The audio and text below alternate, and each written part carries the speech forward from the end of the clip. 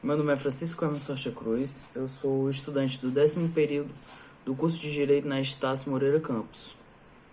Eu tive como professor orientador online o Fernando de Alvarenga Barbosa e eu escolhi como tema a constitucionalidade do vínculo trabalhista de um ministro de confissão religiosa em face das liberdades, em face da liberdade religiosa e do princípio da dignidade da pessoa humana.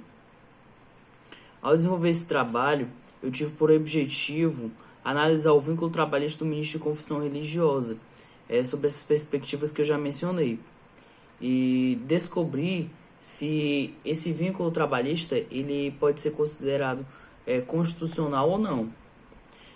Só que para isso foi necessário fazer uma análise de diversos assuntos, tais como nação, Estado, formação do direito, democracia, origem e formação da Constituição Federal de 88, os princípios fundamentais da Constituição, a dignidade da pessoa humana, a amplitude e a delimitação para a aplicação desse princípio, porque é um princípio muito amplo.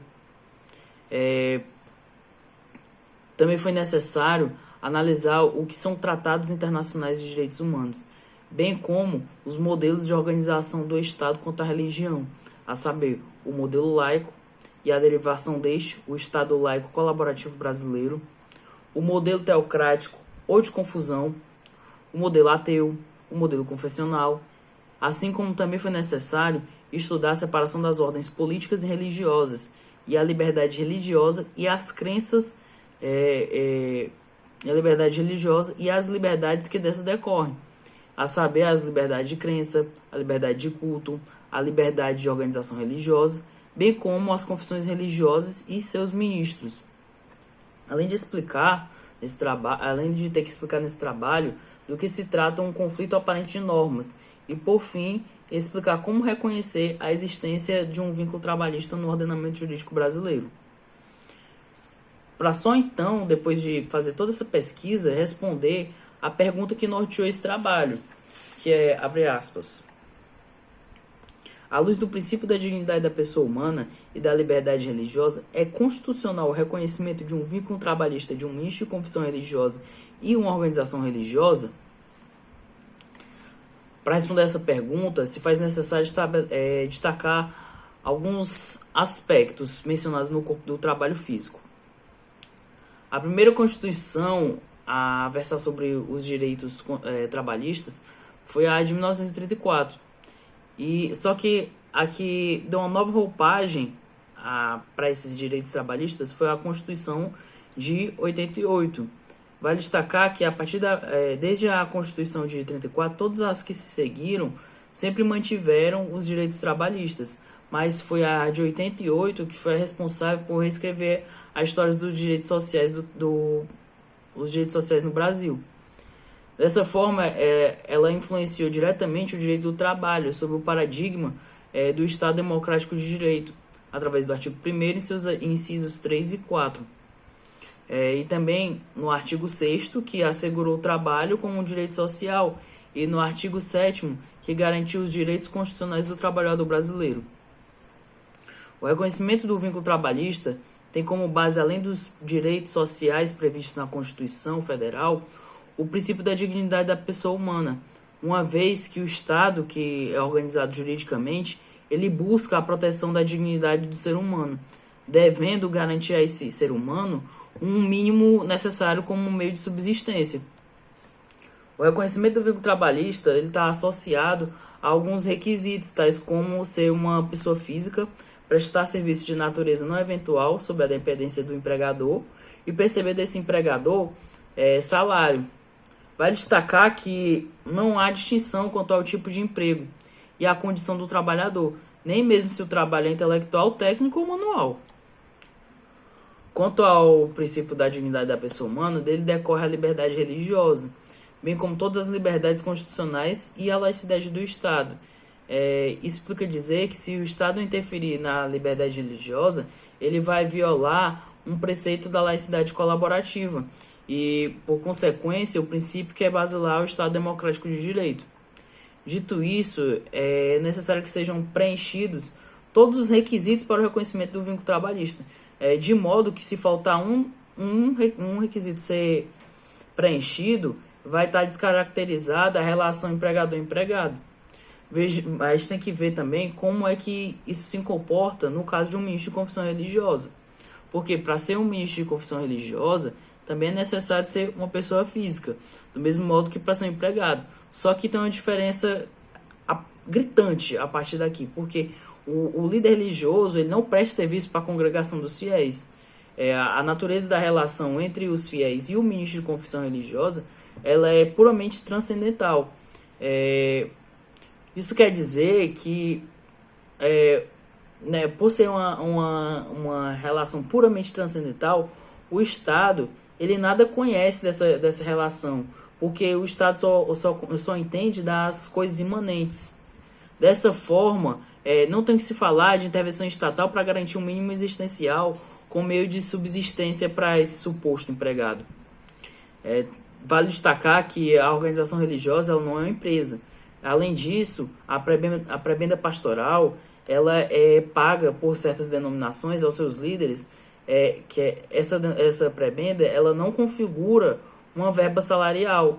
Ela tão somente é uma maneira de retribuição financeira ao líder religioso. Não obstante, o Brasil ele também é signatário de um Tratado Internacional de Direitos Humanos com a Santa Sé, que foi ratificado pelo Congresso Nacional. Portanto, ele é equivalente a uma emenda constitucional. Esse tratado ele deixa clara a posição do Brasil quanto ao reconhecimento do vínculo trabalhista. O vínculo trabalhista entre um ministro de confissão religiosa e uma organização religiosa. Tal posição ela foi tomada tendo como base o fato do Estado brasileiro ter adotado o sistema de laicidade colaborativa em face dos outros modelos. É interessante destacar que, embora o tratado ele tenha sido realizado com a Santa Sé, ele não é e fale lá da Igreja Católica, o Brasil ele é um Estado laico colaborativo, ou seja, ele não poderia versar um tratado que falasse somente sobre a Igreja Católica.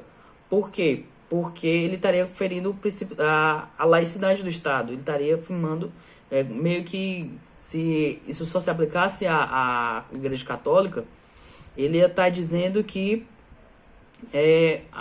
meio que indiretamente que a Igreja Católica seria a religião oficial. Então ele não pode fazer isso. Então, ele estaria ferindo o princípio da laicidade do Estado e o princípio da isonomia. Por isso que esse tratado da Santa Sé, com a Santa Sé, ele é aplicado para todas as outras religiões. E vale destacar que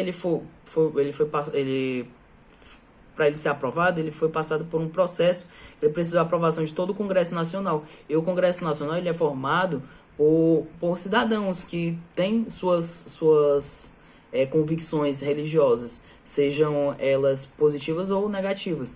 Então, esse mesmo Congresso, formado por diferentes aspectos, segmentos da população brasileira, aprovou esse tratado. Então, mais um indício de que esse tratado ele não é exclusivo para a Igreja Católica, mas ele também se aplica para todas as outras religiões.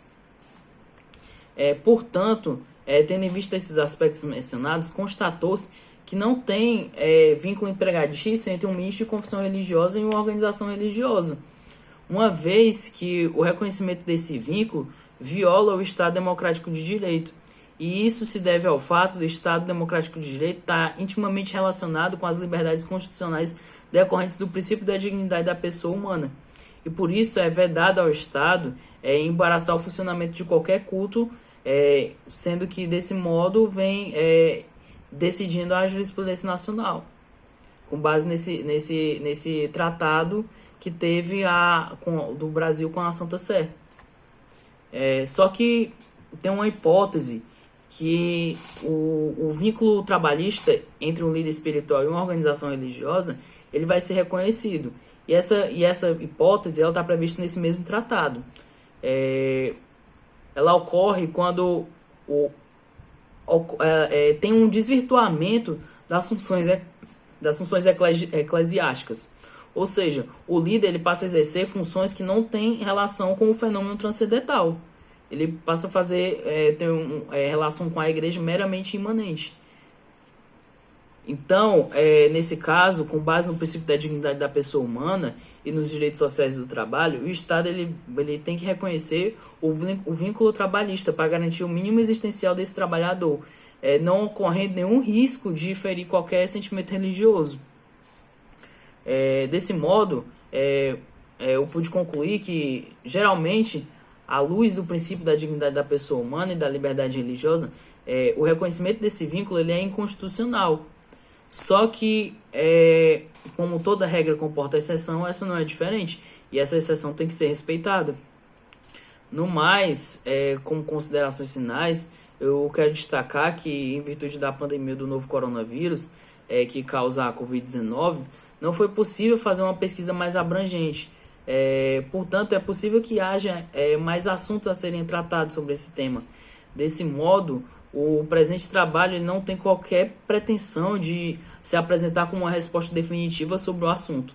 Então, somente uma pequena contribuição desse autor aqui limitado, com base na pesquisa realizada nas presentes condições. Obrigado.